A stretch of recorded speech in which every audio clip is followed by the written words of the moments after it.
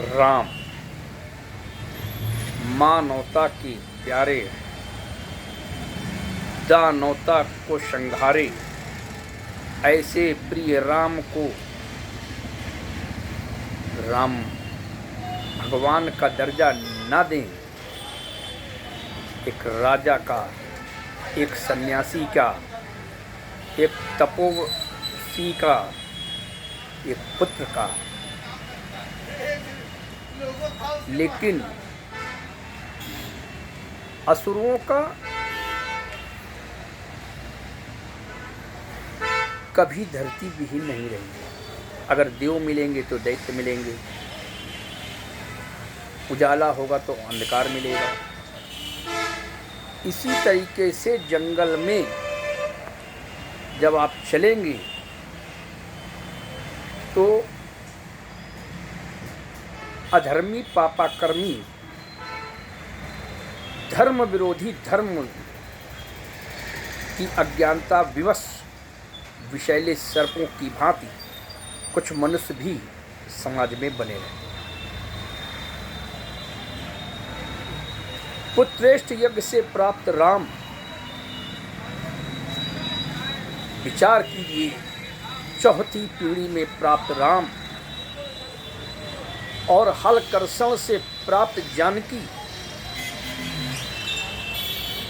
इन दोनों पिताओं की स्थिति क्या होगी। एक अकाल को समाप्त करने के लिए हल कर्षण कर रहा और उसमें प्राप्ति माता जानकी, और एक अपनी राज सत्ता को चलाने के लिए, राज वैभव चलाने के लिए, परिवार का वंश बढ़ाने के लिए प्रतिष्ठ यज्ञ कर रहा है ओम दशरथ। लेकिन मन चेती नहीं होता है, प्रभु चेती तत्काल। अगर राजा दशरथ को ज्ञात होता कि जिस पुत्र को मैं यज्ञ के हवन कुंड से प्राप्त कर रहा हूँ वो ही पुत्र मेरी मौत का कारण बनेगा, तो शायद दशरथ पुत्र इष्ट यज्ञ ही न करते। आज का दिवस होते तो जिस समय पूरे राज्य में को नया राजा मिलने की चर्चा हो रही थी और चंद मिनटों में वनवास का सायरन बजने लगा। विचार कीजिए, आज का युवा होता तो शायद अपने लिए हथियार उठा लेता। और दूसरी पीड़ा देखिए, जिस समय वो सन्यासी बनकर घर जाते हैं, वनवास जा रहे होते हैं, उसी समय दशरथ के प्राणों का निकलना होता है।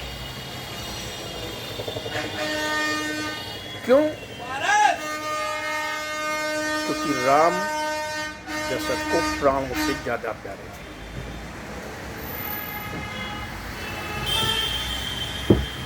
ऐसी विषम परिस्थितियां,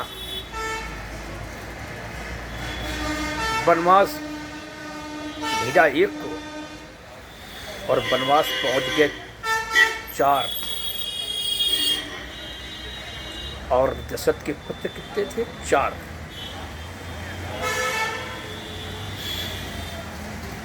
कुलबधु, विचार कीजिए।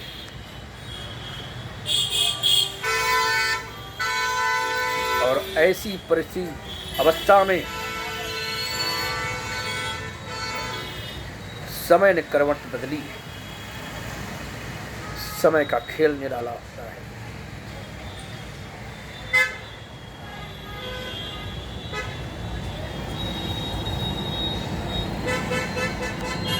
सारा युद्ध हो गया, माता जानकी वापस आ गई, राज प्राप्त हो गया। लेकिन समय का लिखा कोई काट नहीं सकता।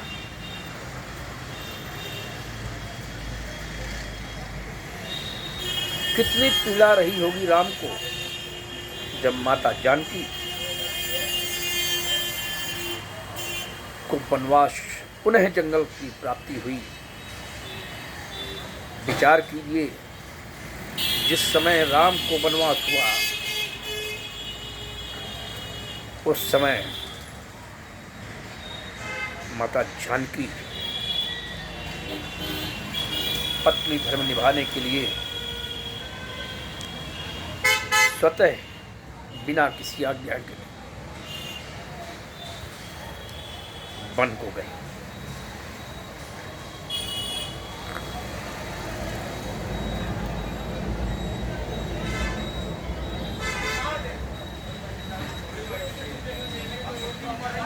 और उस वन में 2 पुत्रों का जन्म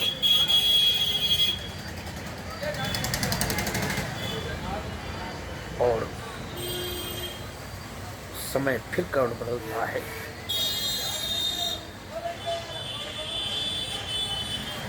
अश्वमेध यज्ञ का घोड़ा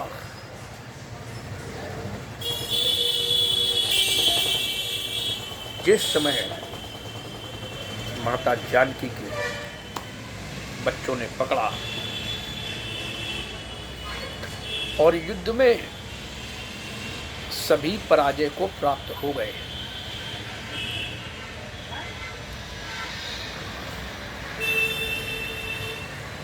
ऐसी परिस्थिति में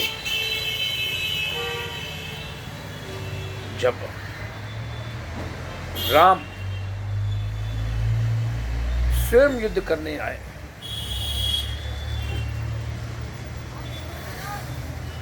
विचार कीजिए,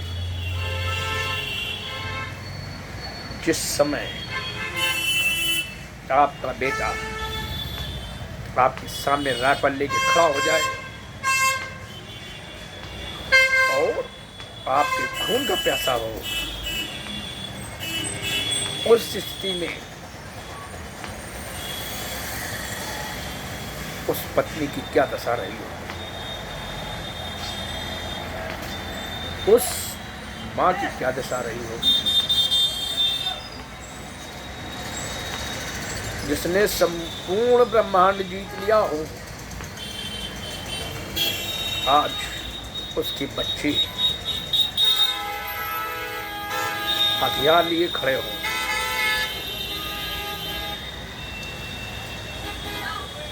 ऐसी स्थिति में राम राम न रहा। जिस राम को वनवास भेजने में पिता के प्राण चले गए, वहीं दूसरी ओर राम के बेटे सन्यासी बने खड़े हैं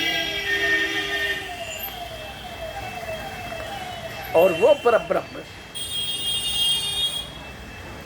अपने बच्चों से युद्ध करने के लिए भी विचार कर रहा है। ऐसा व्यक्ति, ऐसा वैभव, ऐसा साहस,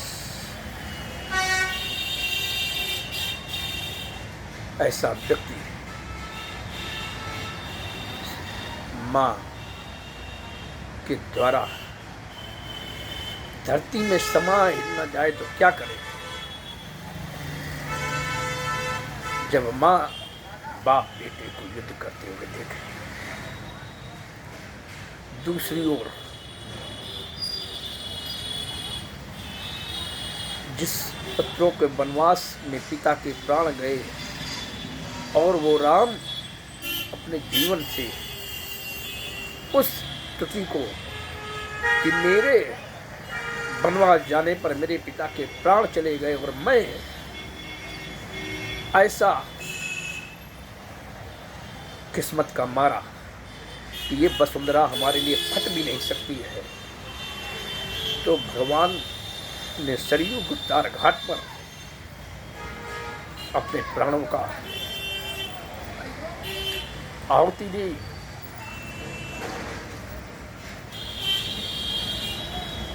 उस मर्यादा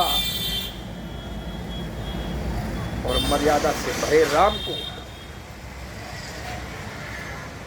कुछ दुष्ट लोग बदनाम करने की चेष्टा करते हैं। वैसे लोगों का राम ही मालिक है, क्योंकि राम का अर्थ हर बार अलग हो जाता। राम कहो तो संबोधन है, राम राम कहो अभिवादन है, राम नाम सत्य कहो तो विध्वंसक है। मित्रों, राम के आदर्श पर चलना बड़ा कठिन है। आपको वीडियो अच्छी लगे तो कमेंट जरूर करें। जय श्री राम।